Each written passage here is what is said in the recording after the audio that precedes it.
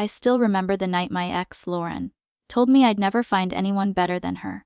We were sitting in our tiny apartment, arguing, again. I can't even remember what started it. Maybe I forgot to pick up milk, or maybe I just wasn't living up to the version of me she wanted.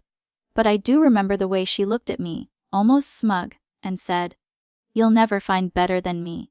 No one will ever love you like I do." It hit me harder than I expected. I'd spent 4 years giving everything I had to that relationship. I worked long hours at a job I didn't love just so we could afford a life together. I cooked dinner most nights. I tried to be patient when she criticized me. Deep down, I thought love meant working through things. But that sentence, it planted a seed of doubt I didn't know was there. Not long after, things began to unravel. Lauren became distant, texting late into the night, turning her phone face down when I walked by. She'd say she was just tired. Whenever I tried to get close, my gut told me something was wrong, but I was terrified to find out. One Saturday morning, I borrowed her laptop to print a document for work. I wasn't snooping. I swear I wasn't. But a notification popped up. It was a message from a guy I'd never heard of. It said, "Last night was amazing. Can't wait to see you again." My stomach dropped. I wish I could say I stayed calm, but I didn't. I clicked. There were dozens of messages, photos, plans to meet up. My hands shook as I scrolled through what felt like a stranger's life. The woman I loved, the woman who said she was just working late, had been building a secret world with someone else. When she came home, I confronted her. At first, she denied everything. Then, when she realized I had proof, she laughed, a short, cold laugh I'd never heard before. "You're overreacting," she said.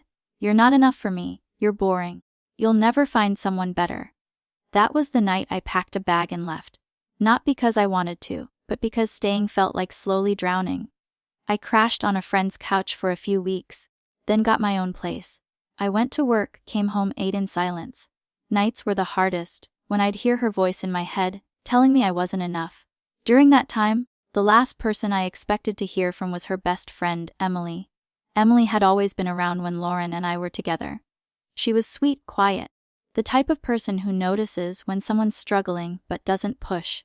She texted me one day just checking in. She said she'd heard what happened and wanted me to know I wasn't the villain here.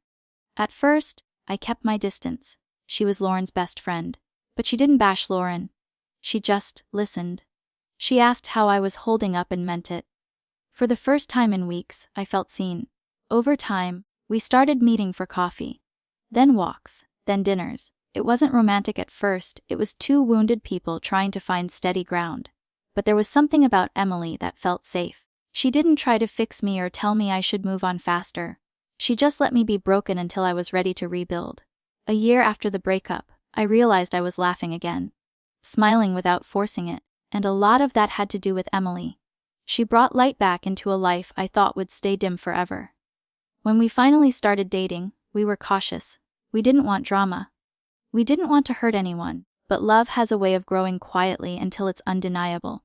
The first time I told her I loved her, it felt terrifying and healing all at once.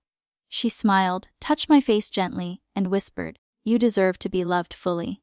I didn't realize how badly I needed to hear that until that moment. 2 years later, I married Emily.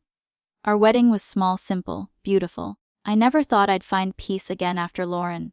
But standing there, looking at Emily, I felt a kind of love I didn't know was possible. A love built on respect, kindness, and understanding. Lauren didn't come to the wedding. But she did find out. Apparently, when she heard, she was furious. She texted me out of the blue, "Really? You married my best friend. Pathetic." I stared at that message for a long time. A year earlier it might have shattered me. But now, I just felt free. I didn't reply. Because the truth is, she was wrong. I did find better. Not because Emily is perfect, or because I wanted revenge, but because I finally found someone who sees me, values me, and loves me without trying to break me down. If you're listening to this and you've been told you're not enough, please hear me. Someone's inability to love you well doesn't define your worth. Sometimes we stay with people who make us feel small, because we're afraid we can't do better. But love shouldn't make you feel like you're begging for scraps. Leaving Lauren was the hardest thing I've ever done. But it was also the best. Because it opened the door to a life I didn't know I deserved. A life filled with laughter, trust, and quiet moments of joy. Every now and then, I think about that night, about Lauren's smirk when she said, "You'll never find better." And I smile.